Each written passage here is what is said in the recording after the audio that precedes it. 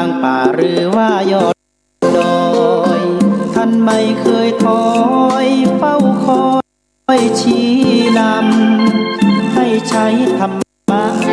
ขององค์พระพุทธธรรมให้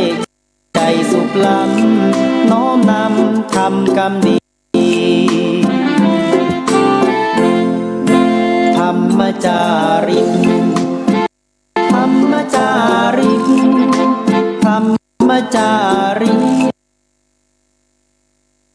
พัฒนาการอยู่การกิน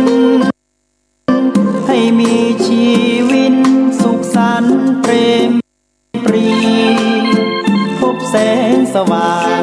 ส่องทางสร้างความดีให้มีความสุขความทุกข์หา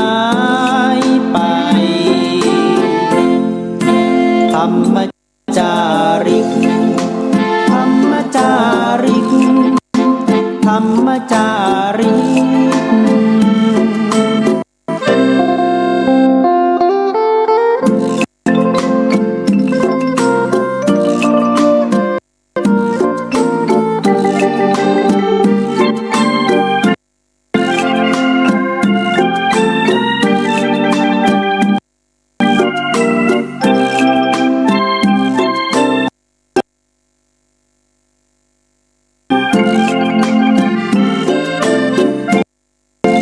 พัฒนาการอยู่การกิน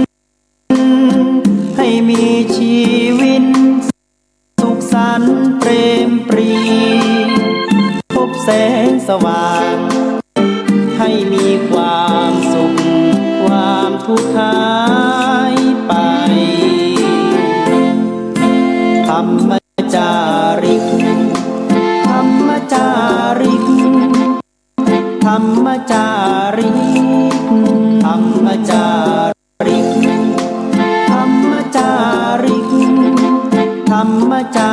ริก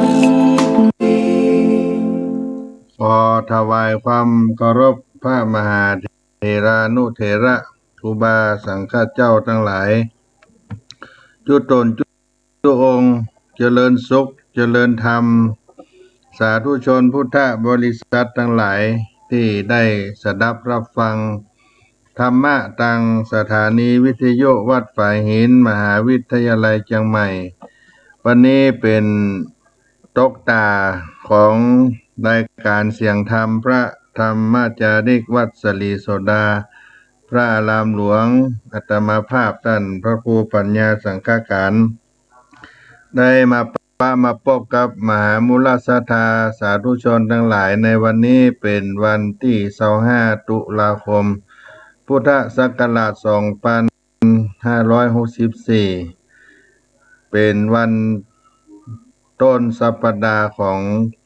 ท้ายเดือนตุลาคมเป็นวันจันทร์วันนี้ญาติโยมท่านสาธุชนทุกท่านก็อยู่ใน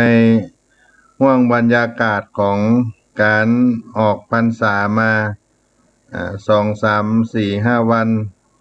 ก็ยังอยู่ในอิ่มบุญอิ่มทานที่เราได้สั่งสมกันมาตลอด3 เดือนที่คณะพระสังฆเจ้าทั้งหลายได้เข้าวัดสาได้จำวัดสาตามพระบรมพุทธานุญาตที่องค์สมเด็จพระสัมมาสัมพุทธเจ้าทรงบัญญัติขึ้นเพื่อให้สงฆ์สาวกภิกขุสังฆะได้ประพฤติได้เข้าพรรษาคำว่าเข้าพรรษาก็คือการเข้าจำซึ่งหมายความว่าให้อยู่ประจำในที่แห่งเดียวในที่แห่งเดียวต้องอ่านว่ามีการเที่ยวจาริกไปที่อื่นเหมือนปกติการเข้าพรรษานี่ก็เป็นกิจที่ภิกษุทั้งหลายต้องทำกันทุกอารามทุกวัดทุกพระอารามที่พระเจ้าพระสงฆ์ได้จำอยู่ในเมื่อฤดูกาลได้เวียนมา ถึงก็นับเป็นกิจที่ภิกขุสังฆะจะต้องปฏิบัติเป็นการดีที่พุทธศาสนิกชนเฮาท่านทั้งหลายได้ปั้มเป็นบุญกุศลได้อย่างเต็มที่ที่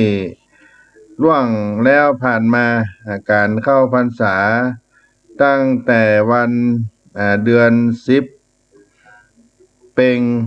ป็นการเข้าพรรษาของศรัทธาญาติโยมคฤหัสถ์เจ้าบ้านทั้งหลายภิกขุสังฆาเจ้าทั้งหลายก็ได้อธิษฐานเข้าพรรษาในทิศเหนือก็ตรงกับวันแรม1 ค่ำเดือน8ใต้เป็นวันที่พระผู้มีพระภาคเจ้าพระองค์ได้อนุญาตให้อธิษฐานเข้าสู่การวัดษาในฤดูฝนก็คือเข้าอยู่ในอาวาสใน3 เดือนบ่ฮื้อไปค้างแรมที่อื่นนอกจากที่จะมีเหตุจำเป็นที่จะต้องไปค้างคืนที่อื่นที่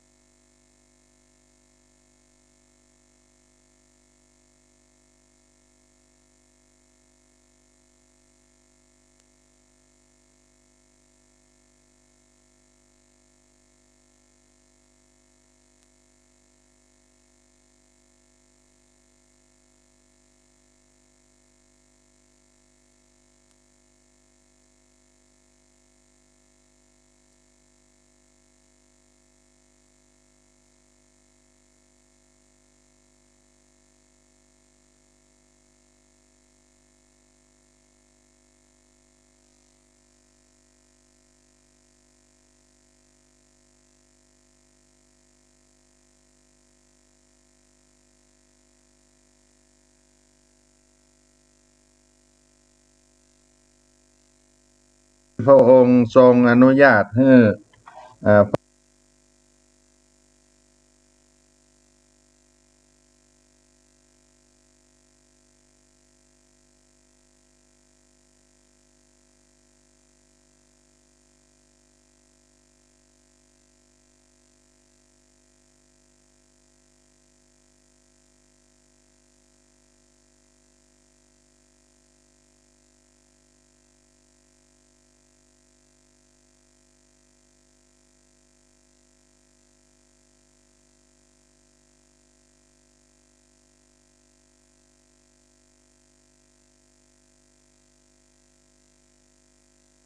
พระองค์ทรงอนุญาตให้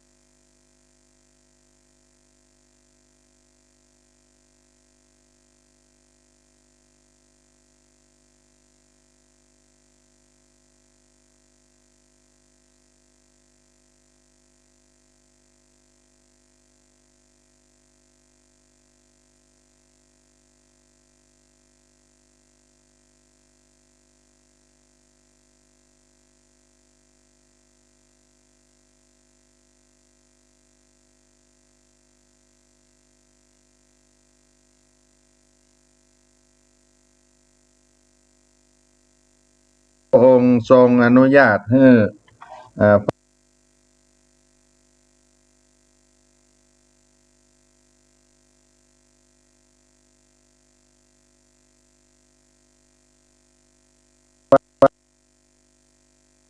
พระองค์ทรงอนุญาตให้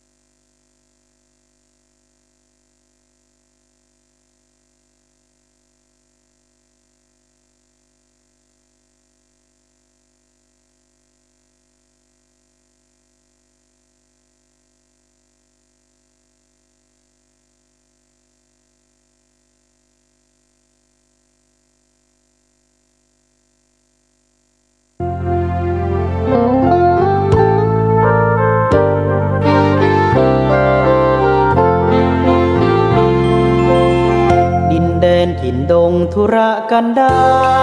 รมีนามเรียกขานของศิษย์พระตถาคตผู้ออกเผยแผ่ธรรมะแก่ผู้ราชนมิให้มองมนปลดทุกข์ด้วยทางธรรมธรรมจาริกธรรมจาริกธรรมจาริกถึงอยู่กลางป่าหรือว่ายอดดอยท่านไม่เคยถอยเฝ้าคอยชี้นำให้ใช้ธรรมะขององค์พระพุทธธรรมให้ใจสุขล้ำน้อมนำทำกรรมดีธรรมจาริกธรรมจาริกธรรมจาริกเร่งพัฒนาการอยู่การกินให้มีชีวิตสุขสันต์เปรมปรีพบแสงสว่างส่องทางสร้างความดีให้มีความสุขความทุกข์หายไปธรรมจาริกธรรมจาริกธรรมจาริก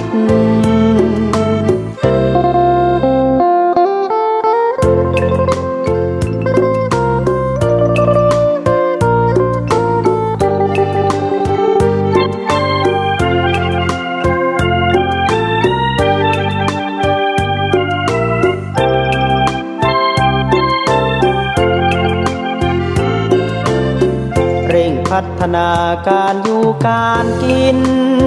ให้มีชีวิตสุขสันต์เปรมปรี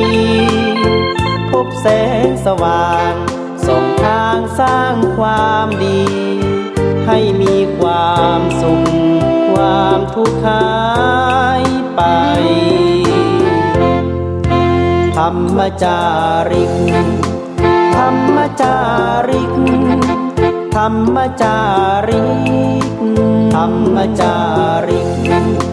ธรรมจาริกธรรมจาริกธรรมจาริก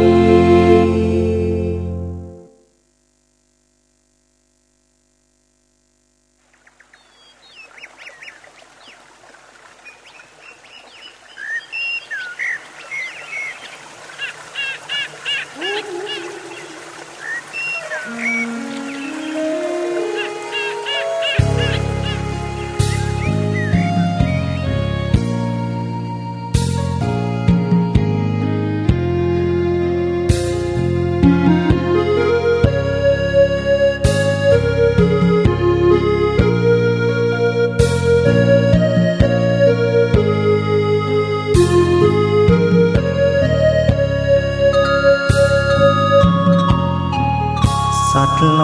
กทุกตัวกลัวตายเหมือนกัน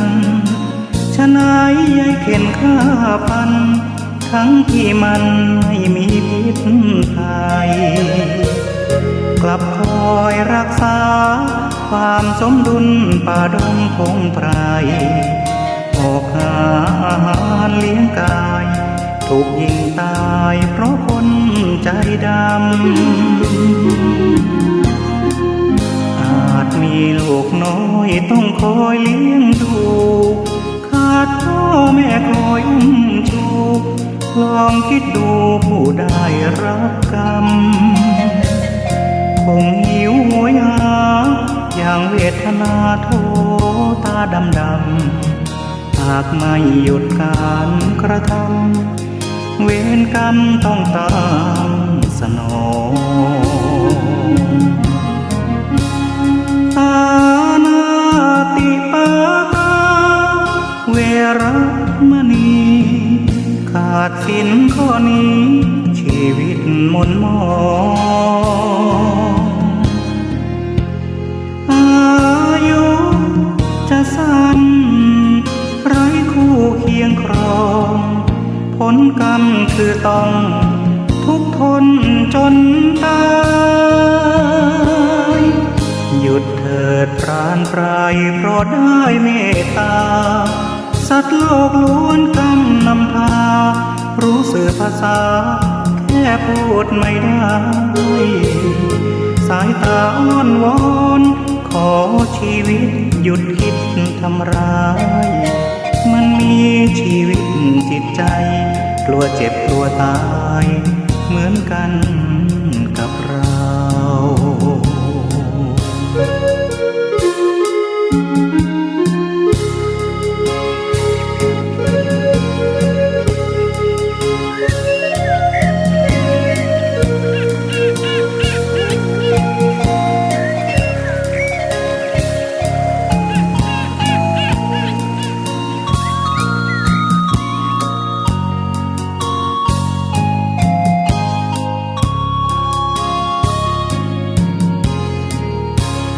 ปานาติปาตาเวรมณีขาดสินข้อนี้ชีวิตหม่นหมองอายุจะสั้น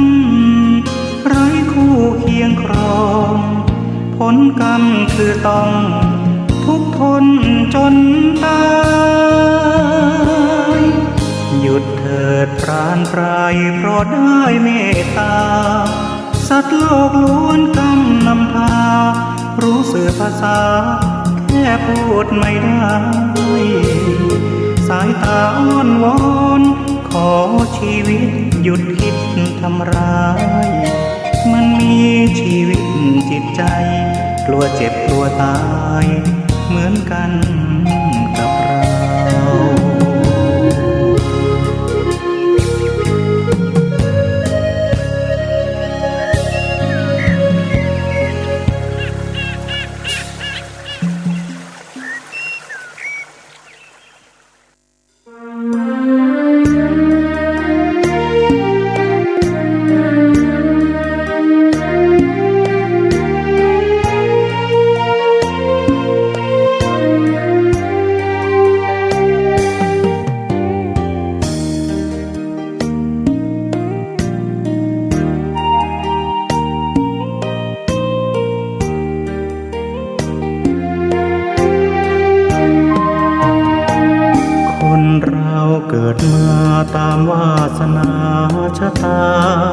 ขิต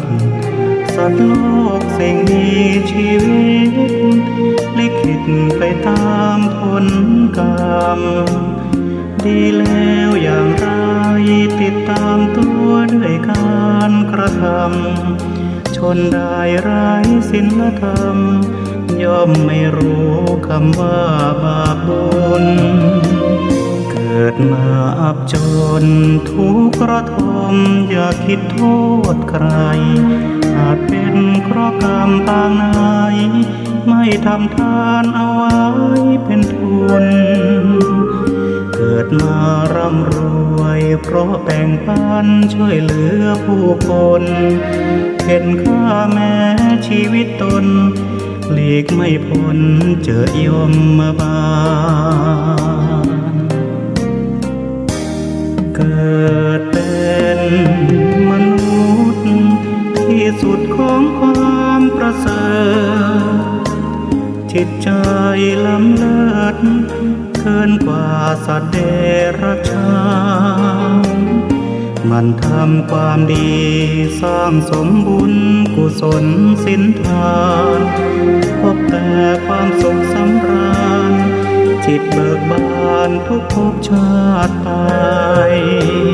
เกิดมาเป็นคนมีหรือจนก็คนเหมือนกันอย่าแบ่งแยกคนชนชั้นรังเกียจเหยียดฉันกันได้ทำไมรักกันเถิดหนามีจิตเมตตามีให้อภัยโลกเราร่มเย็นสดใสรวมสุขกันไปจนชั่วนิรันดร์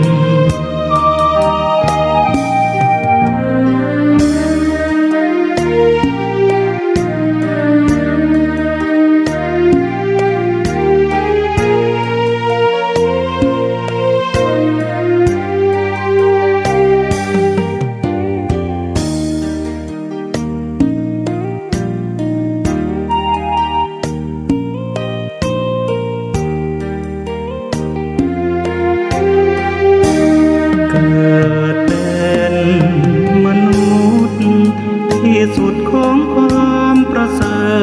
ฐจิตใจล้ำเลิศ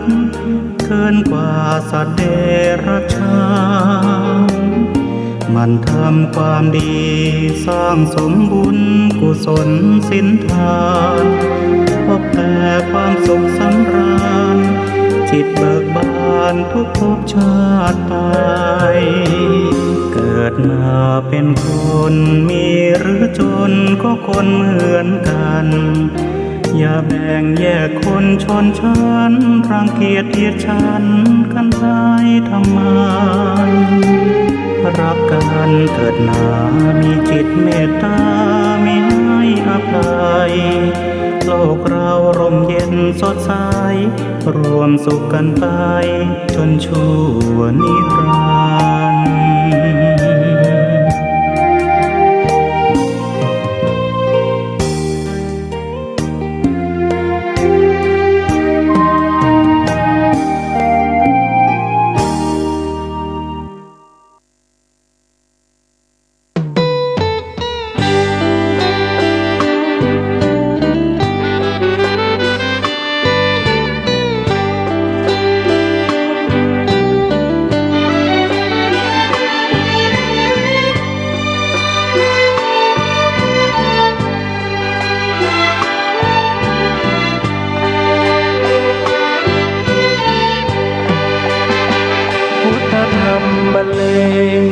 เป็นเพลงเพื่อชาวมวลชน